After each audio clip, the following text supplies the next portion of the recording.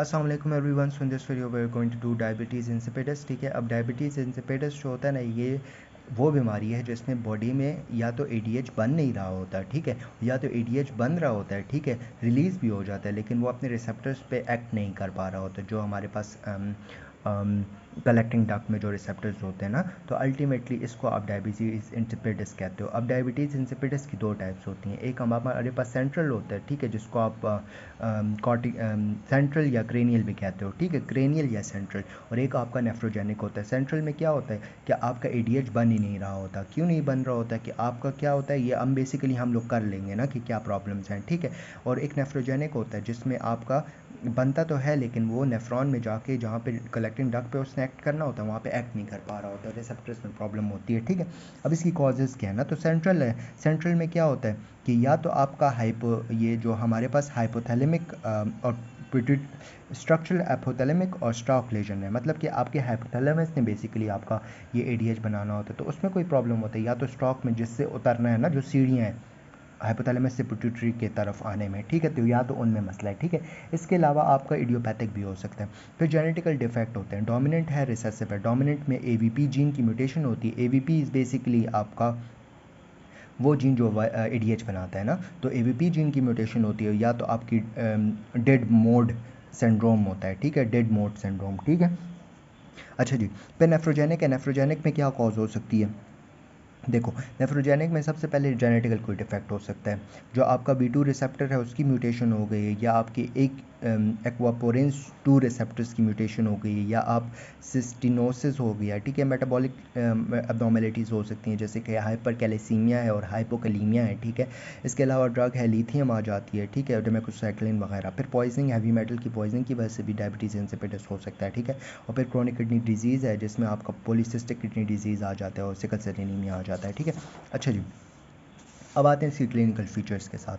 अब पर ठीक है, अब क्लिनिकल फीचर पेशेंट अब आपके पास प्रेजेंट करेगा ना, तो उसको क्या होगा, एक उसको पोलीयूरिया होगा, पोलीडिप्सिया होगा, तो बहुत सी कॉमन बात है। क्यों पोलीयूरिया पोलीडिप्सिया होगा, क्योंकि वो पेशेंट जो होगा ना एटलीस्ट 5 से लेकर 20 लीटर्स तक पानी जो है वो यूरिन की फॉर्म में निकाल देता है बॉडी से, ठीक है।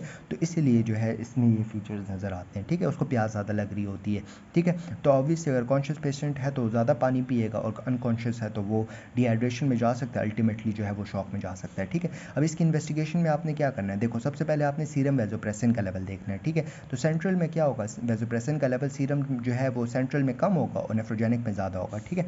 फिर इसके बाद आपने क्या करना है कि आपने सीरम में और यूरिन में, या ऐसे कह लेते हैं, यूरिन में ऑस्मोलैरिटी देखनी है और प्लाज्मा में ऑस्मोलैलिटी देखनी है। ऑस्मोलैलिटी क्या होता है, नंबर ऑफ सल्यूट पर सॉल्वेंट इन केजी, ठीक है। तो आपने क्या करना है कि आपने एक पेशेंट है ना जो डायबिटीज़ इंसिपिडस का है ना, तो ऑब्वियसली वो आपका जो यूरिन है वो ज़्यादा पास कर रहा है, ठीक है। जब वो यूरिन ज़्यादा पास कर रहा है तो उसमें क्या होगा कि सल्यूट की कंसंट्रेशन यूरिन में कम होगी और पानी ज़्यादा है ना, जैसे मैं ये बोलता हूँ कि वो नंबर ऑफ़ सल्यूट, अगर वो 2 सल्यूट्स पास कर रहा है और number of solvent in KG, for example वो 10 केजी फ्लूइड जो है वो लॉस कर रहा है, तो ये आपके पास तकरीबन कोई 0.5 आ जाता है, if I am not wrong, ठीक है।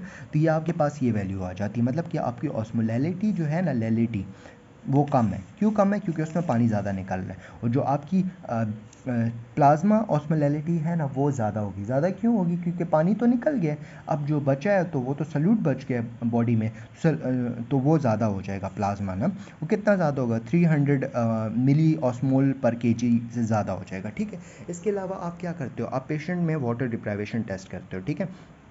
अब ये जो वाटर डिप्राइवेशन टेस्ट होता है ना, ये बेसिकली हम लोग करते हैं to differentiate between central and nephrogenic diabetes, ठीक है।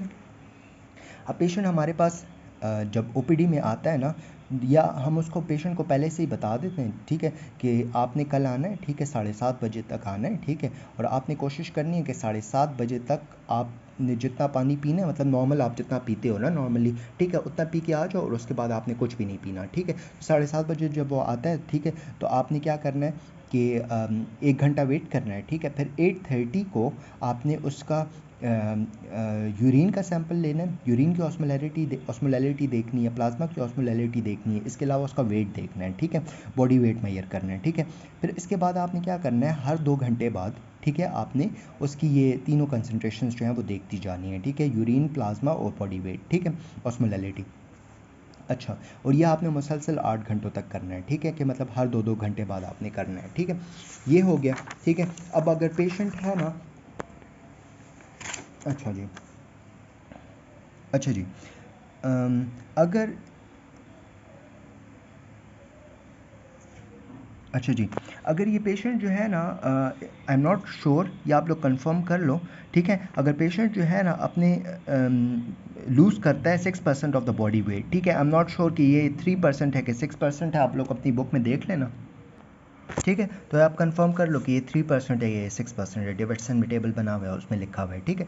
तो उसमें अगर फॉर एग्जांपल अगर यहाँ पे 6 लिखा हुआ है, मेरे पास अब बुक नहीं है तो मैं आपको नहीं बता सकता, लेकिन सिर्फ जस्ट कंसिडर कर लेते हैं। लेकिन एक पेशेंट है, अगर वो 6% बॉडी फ्लूइड से ज़्यादा, मतलब उसका बॉडी वेट जो है वो 6% से ज़्यादा जो है वो कम हो गया है, ठीक है, तो आपने उसी जगह पे स्टॉप कर लेना टेस्ट, ठीक है, क्योंकि ऑब्वियसली उसकी यूरिन इतनी ज़्यादा लॉस हो रही है और वी डोंट वांट, क्योंकि वो डिहाइड्रेशन में अगर चला गया पेशेंट तो वो शॉक में जा सकता है, ठीक है, वी डोंट वांट इट, ठीक है। इसके बाद क्या होगा कि नॉर्मली तो ये होगा कि आप यूरिन डिप्राइव करोगे ना, सॉरी वाटर डिप्राइव करोगे ना, तो उसकी वजह से क्या होगा कि पेशेंट का वो एडीएच ज़्यादा हो जाएगा, ठीक है, जब एडीएच ज़्यादा होगा तो अल्टीमेटली आपका यूरिन कम हो जाएगा, यूरिन की ऑस्मोलैरिटी जो है वो हमारे पास ज़्यादा हो जाएगी और जो प्लाज्मा है उसकी ऑस्मोलैरिटी जो है वो हमारे पास कम हो जाएगी, ठीक है। लेकिन जो डायबिटीज़ इंसिपिडस का पेशेंट होता है तो इसमें क्या होता है कि यूरिन की ऑस्मोलैरिटी जो होती है वो रिड्यूस्ड हो जाती है। क्यों रिड्यूस्ड हो जाती है? क्योंकि पानी बहुत ज़्यादा लॉस हो रहा होता है। प्लाज्मा की ऑस्मोलैरिटी ज़्यादा होती है क्योंकि उसमें सॉल्यूट ज़्यादा होते हैं, ठीक है।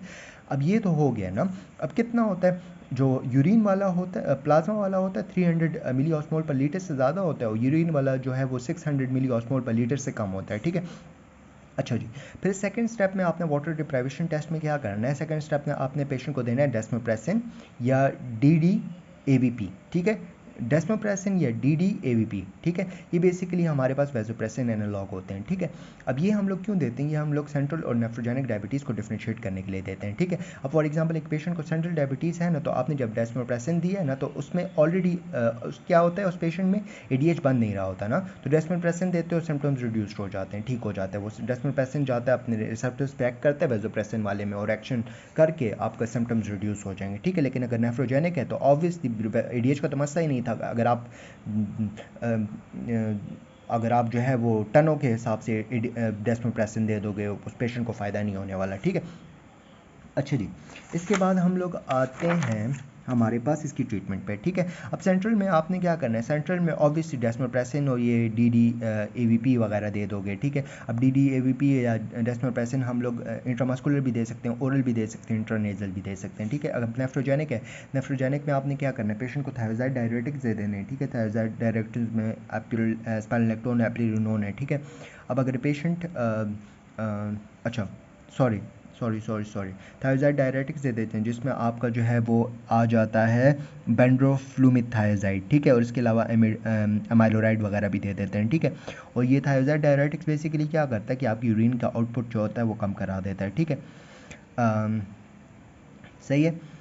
और इसके अलावा एनिसिड्स दे देते हो जिसमें इंडोमेथिसिन वगैरह आ जाता है। अब बेंड्रोफ्लूमिथाइजाइड जो है वो 5 to 10 mg देते हैं पर डे और एमिलोराइड जो है वो भी 5 to 10 mg पर डे देते हो। एनिसिड्स जो होते हैं वो 15 mg टीडी देते हैं, ठीक है, thrice a day. That's it, thank you, जज़ाकल्लाह खैर।